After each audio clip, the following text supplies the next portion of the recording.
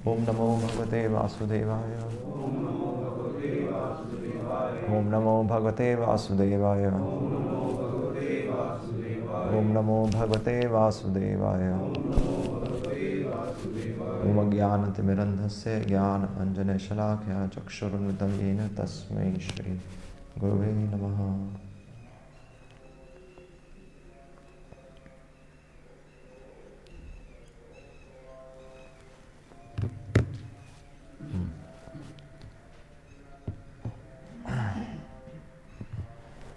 तो श्रील प्रभुपाद 3 अप्रैल 1972 में मेलबोर्न में श्रील प्रभुपाद कह रहे हैं कि भगवान भी आपके और मेरे समान एक व्यक्ति हैं, किंतु भगवान तथा आप में और मुझ में यह अंतर है कि आप अपने कार्यों को जानते हैं, मैं अपने कार्यों को जानता हूं, किंतु भगवान सभी के कार्यों को जानते हैं। यह अंतर है। तो सबसे इम्पोर्टेंट चीज़ इसमें क्या है? श्रील प्रभुपाद कह रहे हैं कि भगवान भी आपके और मेरे समान एक व्यक्ति हैं। तो श्रील प्रभुपाद ने भगवद गीता में ऑलमोस्ट हर लाइन पे, भगवद गीता की हर लाइन में श्रील भगवान को जब भी संबोधित किया है तो क्या लिखा है? पूर्ण पुरुषोत्तम भगवान, सुप्रीम पर्सनैलिटी ऑफ गॉडहेड। तो वो हमें लगता है कि ऐसा लगता है श्रील प्रभुपाद बार बार ये चीज़ लिख रहे हैं, पर ये चीज़ बहुत इम्पॉर्टेंट है, क्योंकि अगर भगवान एक व्यक्ति विशेष नहीं होंगे, सबसे पहली बात तो है कि भगवान हमारे जैसे नहीं है। तो भगवद गीता में कहाँ लिखा है कि भगवान व्यक्ति हैं? भगवद गीता में कहीं आ रहा है कि भगवान ने एक रूप धारण किया है? कहाँ आ रहा है? कहीं नहीं आ रहा। उसमें कहाँ आ रहा है? भगवान कह रहे हैं कि मैं ये ग्रहण करता हूँ तो व्यक्ति हूँ। तो ग्रहण करता हूँ तो ग्रहण कर सकते हैं, ये कहाँ लिखा है कि मैं खाता हूँ? व्यक्ति ग्रहण कर सकते हैं। हाँ, पुरुषोत्तम एक शब्द आ रहा है, पुरुषोत्तम। और भगवद गीता में कहाँ आ रहा है?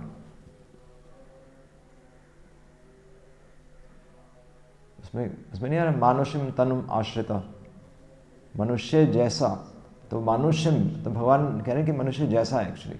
तो एग्जैक्टली भगवान मनुष्य नहीं है, तो मनुष्य जैसे। और भगवान ये भी कह रहे हैं जन्म कर्म च में दिव्यम। तो जन्म किसका होता है? जन्म कर्म च में दिव्यम, कि मेरे जन्म भी है और मेरे कर्म भी हैं, पर वो दिव्य हैं। तो भगवान फिर डायरेक्टली कह रहे हैं, और भगवान साक्षात अर्जुन के सामने भी खड़े हैं, अहम सर्वस्य प्रभवो। तो अहम मतलब क्या आ रहा है कि भगवान खुद को ही रेफर कर रहे हैं, अहम। तो हर जगह भगवान खुद ही तो कह रहे हैं कि मेरी शरण में आओ, माम प्रपद्यन्ते। तो ये जो इसको बोलते हैं ना कि फर्स्ट क्या बोलते हैं, प्रथम पुरुष बोलते हैं ना, ऐसा ही होता है। एक प्रथम पुरुष होता है, एक द्वितीय पुरुष होता है, और तीसरा क्या होता है? उत्तम पुरुष, शायद ये होता है। तो प्रथम भगवान, पूरी भगवद गीता प्रथम पुरुष क्या बोलते हैं? लकार बोलते हैं, वो क्या बोलते हैं, पता नहीं क्या बोलते हैं, सब भूल गए। तो भगवान पूरी गीता खुद बोल ही रहे हैं, अर्जुन के सामने खड़े होकर बोल रहे हैं। अर्जुन को वहाँ पर कोई लाइट नजर नहीं आ रही थी, सिंपल है। और भगवान खुद भी कह रहे हैं कि मानुषम तनुम आश्रिता, कि मानुषम तनु मतलब शरीर, और मनुष्य जैसा शरीर मैं लेता हूँ, मैं आश्रय लेता हूँ, पर वास्तव में भगवान का जन्म और कर्म च में दिव्यम। भगवान कह रहे हैं मैं हूँ भी और अलग भी हूँ। तो श्रील प्रभुपाद वही कह रहे हैं कि अलग तो हैं कि हम केवल अपने क्षेत्र को जानते हैं, कि क्षेत्रज्ञ दो क्षेत्रज्ञ हैं। इसलिए भगवद गीता में आ रहा है ना कि आई थिंक 13वें अध्याय में आ रहा है, 14वें 13th या 14th में आ रहा है कि प्रकृति पुरुष चेतना। उसमें आ रहा है कि भगवान भी तो भगवान भी क्षेत्रज्ञ हैं, मतलब हम क्षेत्रज्ञ हैं और भगवान भी क्षेत्रज्ञ हैं। तो हम केवल अपना क्षेत्र जानते हैं, यानी कि अपने शरीर के बारे में जानते हैं, वो भी पूरी तरह से नहीं जानते। और पर भगवान हमारा शरीर, हमारे बारे में भी जानते हैं और पूरे सृष्टि के बारे में जानते हैं। और तो पूरी सृष्टि के बारे में कैसे जानते हैं? जिस प्रकार एक कंपनी को एक बॉस चलाता है ना, तो अगर कोई एक व्यक्ति कंपनी चला रहा है तो वो अपनी कंपनी, चाहे उसकी कंपनी एक शहर में हो, चाहे उसकी कंपनी पूरी इंडिया में हो, चाहे पूरी दुनिया में हो, वो समझता है कि उसकी कंपनी में क्या चल रहा है। इसी तरह भगवान हम सब के बारे में जानते हैं कि हमारे अंदर क्या चल रहा है, और बल्कि हम अपने बारे में नहीं जानते। तो ये डिफरेंस है।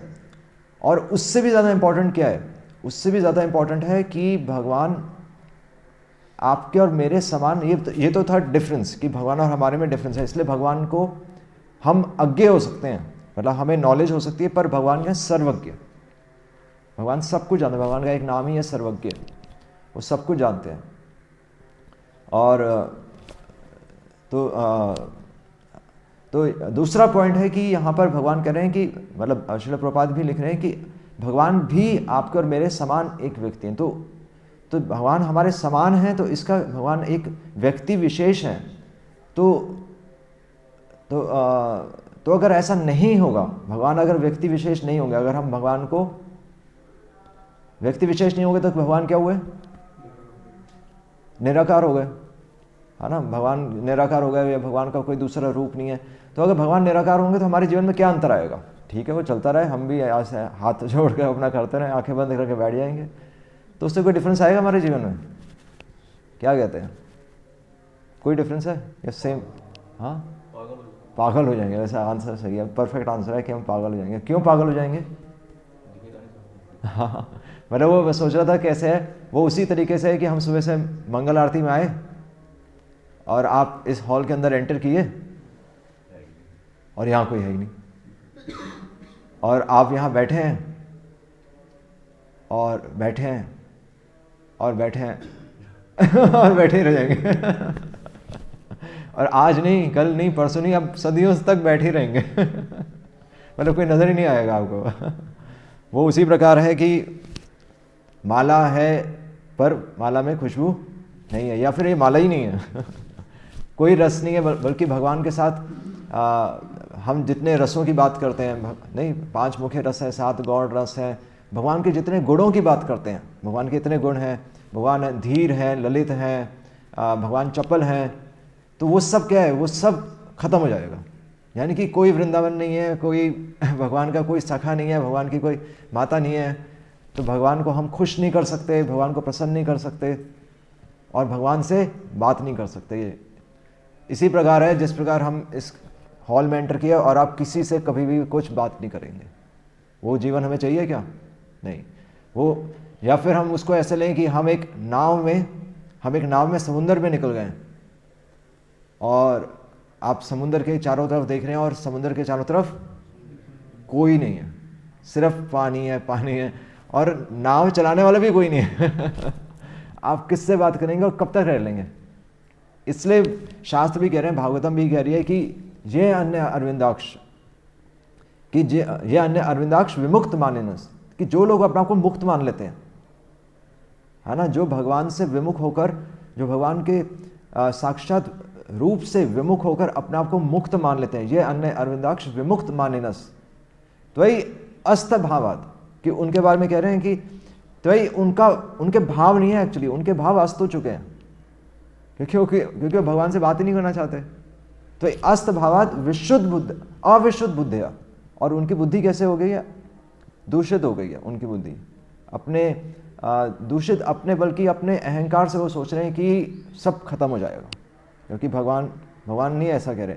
भगवान तो साक्षात अर्जुन के सामने खड़े हैं और भगवान कह रहे हैं कि मेरी शरण लो, और कह रहे हैं कि आरोह कृच्छेण परम पदम ततः, कि ऐसे लोग जो मुक्ति का प्रयास करते हैं, तो ऐसा नहीं है कि उनको कुछ हासिल नहीं होता, उनको हासिल होता है। क्या हासिल होता है?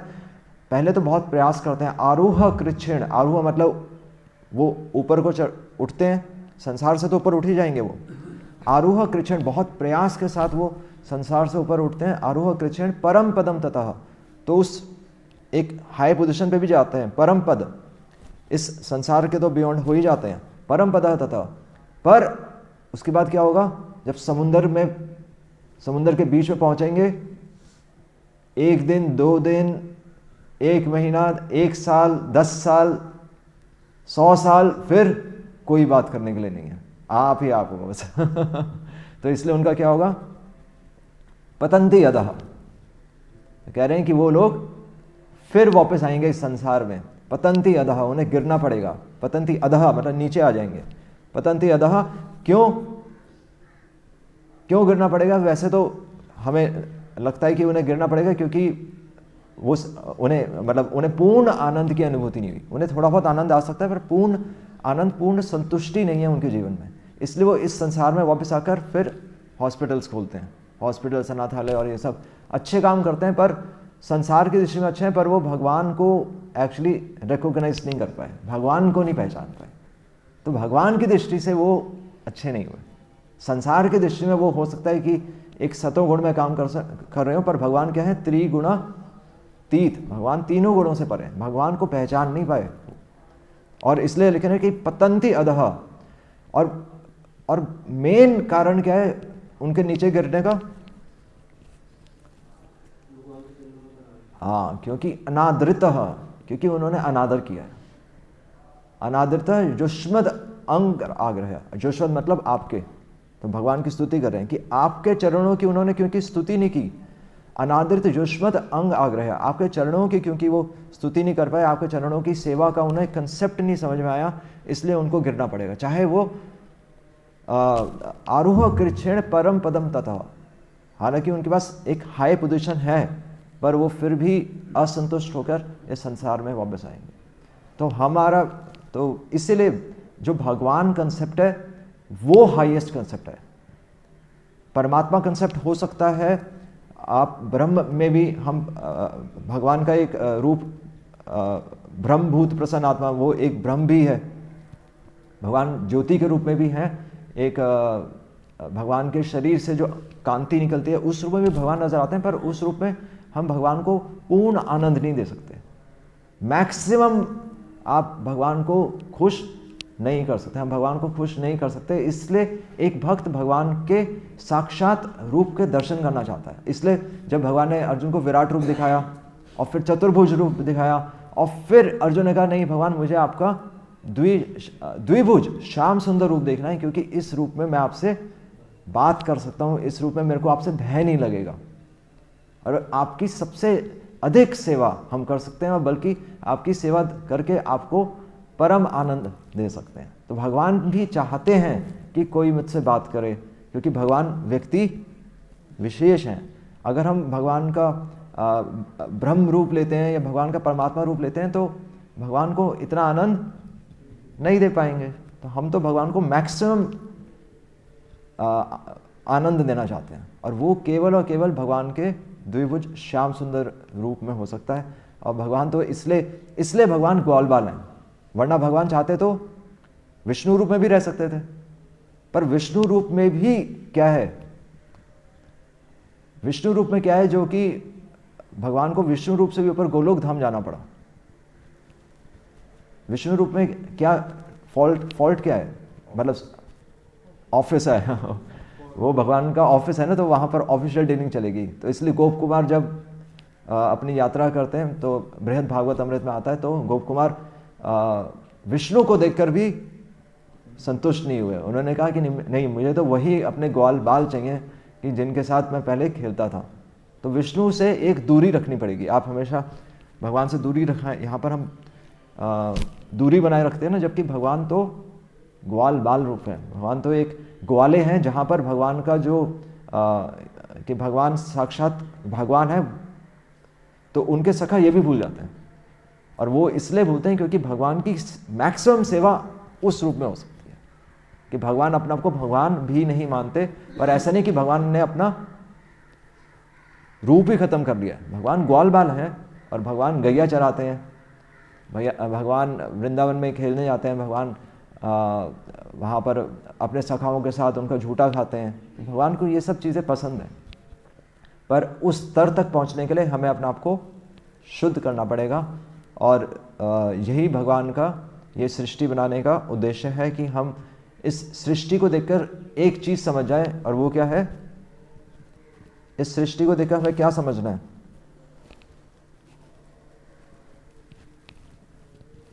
कि ये सृष्टि, हाँ, कि ये सृष्टि एक्चुअली सुंदर नहीं है। क्योंकि हालांकि ये सृष्टि इतनी सुंदर नजर आती है, पर इस सृष्टि, हालांकि स्वाभाविक रूप से इस सृष्टि भगवान का गुणगान करती है, पर हम भगवान का गुणगान नहीं कर पा रहे, हम नहीं कर पा रहे। हमें ये जो प्लान है ये हमें भगवान को भुला देता है ना। गोपियाँ भी कह रही है ना कि हमें अपनी आंखें झपकानी क्यों पड़ती हैं, हम आपके दर्शन ही नहीं कर पा रहे। तो ये इस सृष्टि को देखकर हमें केवल एक चीज़ समझ में आनी चाहिए कि हम भगवान का पूरी तरह से स्मरण नहीं कर पा रहे, ये शरीर हमें रोक रहा है भगवान का स्मरण करने में। इसलिए हमें आध्यात्मिक शरीर चाहिए जिससे हम 100% बल्कि 200% हम भगवान की सेवा कर सकें। विशाल प्रभु, आध्यात्मिक शरीर क्यों चाहिए? सेवा कर सकते भगवान। हाँ, 100%, जो हमें कोई नींद ना आए, हमें कोई भूख ना लगे, हमें अपने शरीर के बारे में सोचना ही ना पड़े। तो ये एक भक्त की इच्छा होती है। इसलिए भगवान का रूप ही, अगर हम तर्क से भी चलें, भगवान खुद भी कह रहे हैं भगवद गीता में, और तर्क से भी चलें, अनुमान से भी आप लगा कर चलें, कॉमन सेंस से हम समझें तो भगवान अपने रूप में ही, अपने ग्वाल बाल रूप में, गोलोक धाम में भगवान सबसे ज़्यादा खुश रहते हैं। ये सिंपल सा मैसेज है। हरे कृष्णा कृष्णा कृष्णा हरे हरे, हरे राम राम राम हरे हरे। और एक और पॉइंट है कि भगवान जब कह रहे हैं कि मैं सबको जानता हूँ, यानी कि भगवान हमारे हृदय में भी जानते हैं, भगवान हमारे बारे में सब कुछ जानते हैं। तो हमें ऐसा लग सकता है कि हमें अपने बारे में पूरा पता है, और भगवान को पता है कि तुम्हें अपने बारे में पूरा नहीं पता है, क्योंकि तुम अगर वास्तव में मुझे चाहते तो प्राप्त कर लेते। इसलिए मैं तुम्हें इस सृष्टि के माध्यम से दिखाऊंगा कि तुम मुझे अभी पूर्ण रूप से नहीं चाहते, इसलिए तुम छुट्टी लेते हो। है ना। तो सेवा में कोई छुट्टी नहीं होती। प्रभु जी कहते हैं कि, प्रभु जी ने बोला था कि एक सेवक कि किस दिन आप मंगल आरती में नहीं आ सकते। हाँ, जिस दिन मर जाएंगे बस उस दिन मंगल आरती में नहीं आएंगे, बस ये आंसर है। ये मतलब प्रभु जी का आंसर है। जिस दिन मर जाएंगे उस दिन मंगल आरती में नहीं आएंगे, बाकी उसके अलावा आना ही आना। हरे कृष्णा। श्रील प्रभुपाद की।